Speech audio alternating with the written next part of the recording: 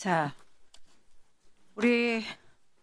저는 아무리 봐도 이 그동안에 국회에서 했던 이 헌재의 헌법소원에 대한 논의를 이렇게 뒤집을 수 있나 이런 생각이 듭니다. 헌재 사무처장은 일소위 때 이런 얘기를 했어요. 재판소원은 위헌이라고 한 그 헌재의 결정에 대해서 큰 의미가 없다는 식으로 얘기를 하면서 말씀하시면서 97년 결정이 한 번 있었고 2001년 결정에는 분명히 재판소원에 대해서는 이 부정하는 것을 헌재가 스스로 결정했었습니다. 맞죠? 네, 그런 판례가 있긴 합니다. 2001년 헌재 결정 이후에 그 헌재 결정 폐기됐습니까? 아닙니다. 폐기되지 않았습니다. 저는 헌재 결정에서도 이미 이 재판 4심제에 대해서는 안 된다. 헌법 위반이다. 헌재가 결정해놓고 이제 와서 이걸 갖다가 뒤집는다? 이건 헌재의 자기 부정이다라고 생각을 하고요. 이런 한정위원 해석에 따라서 한정위원 된 법률을 적용한 것에 대해서 한정적으로 재판을 다시 하는 부분에 대해서 이 국회에 몇 번이나 법안을 낸 의원들이 있었습니다. 근데 그때마다 국회에서 전문위원 보고서에 이렇게 돼 있어요.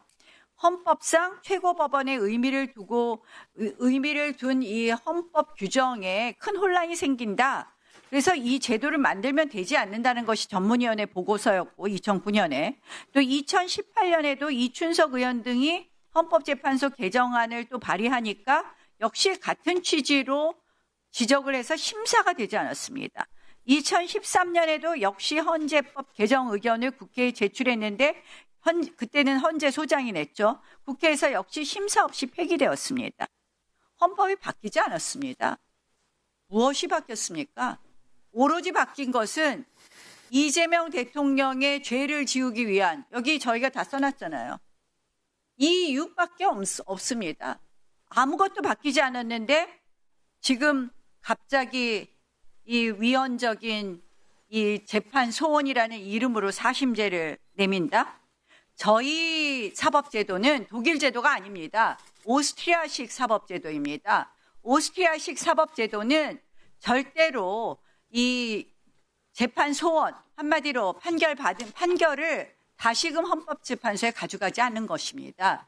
독일은 사법권이 연방헌법재판소, 연방대법원에 속한다라는 규정이 있기 때문에 독일은 헌법재판소로 이것이 가지만 우리는 오스트리아식입니다.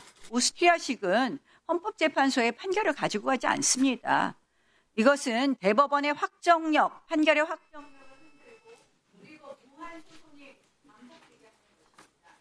저는 이 위헌적인 헌법재판소의 재판소원을 하는 사심제 저희가 당연히 받아들여서는 안 된다고 국민의힘에서 지난 윤석열 정부 내내 했던 하나의 전략이 뭐였냐면 그냥 이재명이었습니다. 지금 정권이 바뀌었고 국민주권 정부가 됐는데도 불구하고 그리고 대통령께서 너무나 잘하고 계시고 지금 또 나경원 의원님이 코스피 절대 5천 못한다고 그렇게 큰 소리 치시더니 지금 오늘 5,300이 됐다는 거잖아요. 그러니까 할 게 없으니까 지금 다시 또 이재명 이렇게 전략을 하시는 것 같아요. 재판소원이 대통령하고 아무 상관없는 이 제도입니다. 이 법이 왜 이렇게 국민들께서 국민의 기본권을 보장하기 위해서 재판소원을 지금 요구하고 계시는가 하면은 지금의 사법부에서 벌어지고 있는 저 재판이 사실은 좀 사법 불신이 큰 거예요. 지난 국민에 대한 여론조사를 보시면 사법부에 대한 불신, 특히 이제 조희대 대법원장 체제하에 사법부에 대한 불신이 굉장히 높습니다. 과반이 넘고 70% 막 이렇게 나온 경우도 있었거든요. 근데 그 재판 과정에서 국민의 기본권이 침해당하는 경우가 모든 재판을 다시 재판하는 것이 아니고 그렇게 호도하시면 안 됩니다. 국민의 기본권을 침해하는 재판에 대해서 헌법재판소 하는 일이 그거니까요. 그래서 국민의 기본권을 침해하는 재판에 대해서 다시 들여다보는 그런 제도입니다.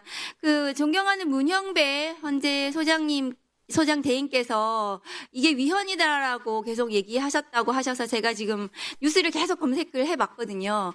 그 위헌이라고 주장하신 적이 없으세요. 그러니까 국민의힘 의원님들이 왜 자꾸 호도하시는지 모르겠어요. 이렇게 막 이렇게 부풀리시고요, 왜곡하시고 오늘 대법원 쪽에서도 그러시더라고요. 위헌이라고 계속 얘기하시고 문영배 소장 대행께서는 이게 한국적 제도에 맞는가, 우리나라의 제도에 맞는지 검토해봐야 된다고 하시면서 찬성하는 듯한 또 태도도 취하시기도 하셔가지고 우리 또 신동욱 의원님 출신인 TV조선에서는 문영배 대행 재판소원 찬성 이런 기사가 또 뉴스도 또 났어요. TV조선에서는.